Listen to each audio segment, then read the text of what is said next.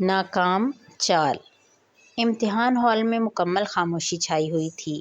ہر طالب علم اپنا اپنا پرچہ حل کرنے میں مصروف تھا۔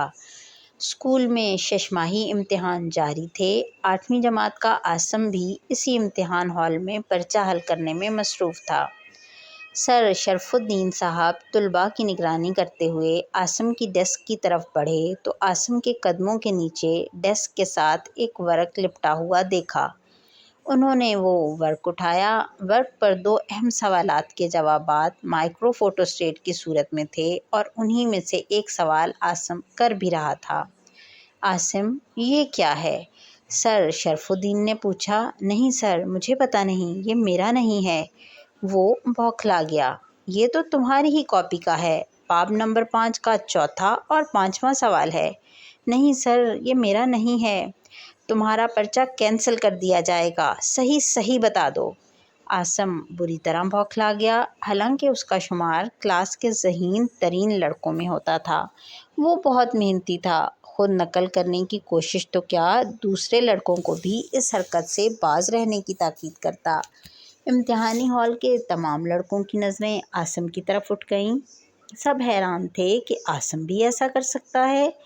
کسی کو یقین نہیں آ رہا تھا کہ عاصم بھی نقل میں پکڑا جا سکتا ہے۔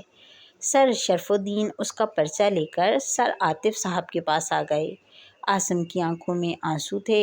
اس کے قدم لرزنے لگے، ہاتھ کپکپانے لگے اور سردی کے باوجود اس کا جسم پسینے سے شرابور ہو گیا۔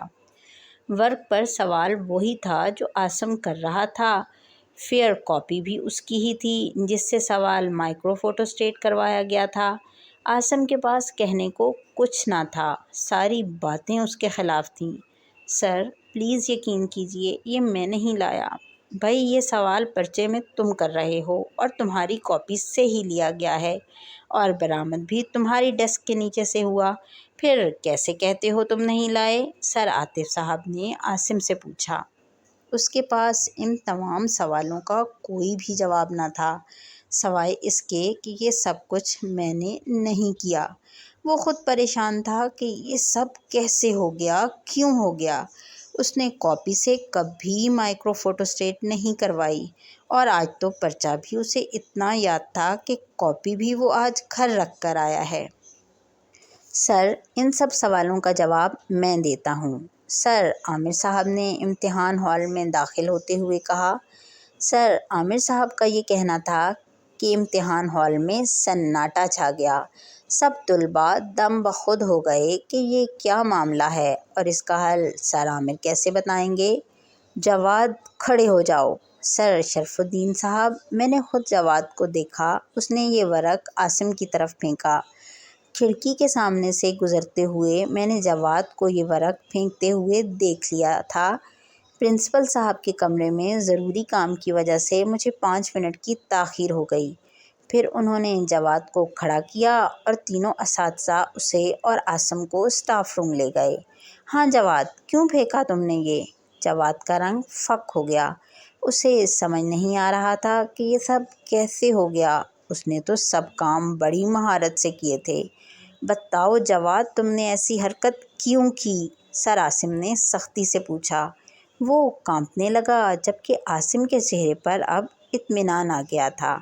سچ سچ بتا دو ورنہ ابھی تمہارے ابو کو بلوا لیا جائے گا اور تمہارا پرچہ بھی کینسل ہوگا۔ سچ بتانے پر تم سے نرمی کی جا سکتی ہے، سر عاطف نے اسے سمجھاتے ہوئے کہا۔ سر، میں عاصم کو ذلیل کرنا چاہتا تھا۔ میرے دل میں عاصم سے حسد پیدا ہو گیا تھا کہ یہ ہر مرتبہ اول کیوں آتا ہے۔ میرے اول آنے میں عاصم ہی رکاوٹ ہے۔ اس مرتبہ میں اول پوزیشن لے کر عزت والا اور اساتذہ کی آنکھوں کا تارا بننا چاہتا تھا۔ جواد نے سچ بولنے میں ہی نجات سمجھی۔ دیکھو بیٹا، تم نے سچ سچ بتا دیا، اس بات سے ہمیں خوشی ہوئی، لیکن دیکھو، عزت اور ذلت کا مالک اللہ تعالیٰ ہے۔ وہ جسے چاہے عزت عطا فرمائے اور جسے چاہے ذلیل کرے۔ کوئی انسان کسی دوسرے کو نہ عزت دے سکتا ہے اور نہ ہی ذلیل کر سکتا ہے۔ تم نے عاصم کو ذلیل کرنا چاہا مگر اللہ تعالیٰ نے اسے مزید عزت عطا فرما دی۔ تینوں اساتذہ نے باہم مشورے سے جواد کے 10 نمبر کم کر دیے اور پھر سب کے سامنے جواد نے عاصم سے معافی مانگی تو عاصم کی عزت میں اور اضافہ ہوتا چلا گیا۔ جواد نے سب طلباء کے سامنے آئندہ ایسی حرکت نہ کرنے کا عزم کیا۔ جب پرچے کا وقت ختم ہوا تو عاصم امتحانی ہال سے نکلا۔ دفتراً اس کی نظر اس آیت کریمہ پر پڑی جس کے ترجمے میں لکھا تھا، اور اللہ ہے جسے چاہے عزت دے اور جسے چاہے ذلت دے۔ یہ ترجمہ پڑھ کر وہ دل و جان سے اس اللہ کا شکر کرنے لگا جس نے آج اسے عزت بخشی۔